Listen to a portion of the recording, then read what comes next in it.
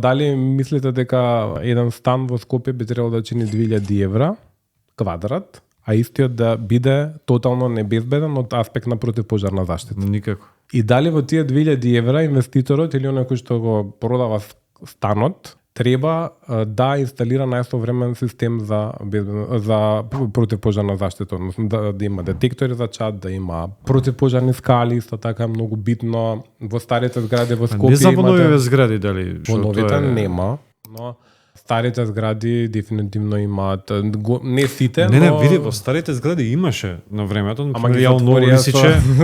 ги направија шпајзови за не има она очување хидрант, пепе, црево, хидранско црево, ама никогаш немало црево таму.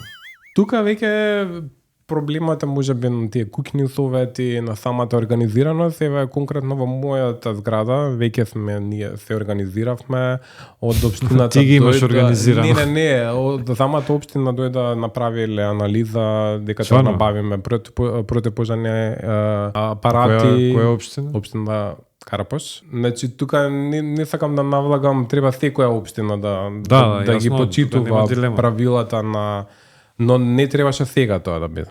Требаше да биде многу поодамна. Лекциите ги учиме на најтешкиот начин. Жалосно е дека ни се случи тоа што ни се случи.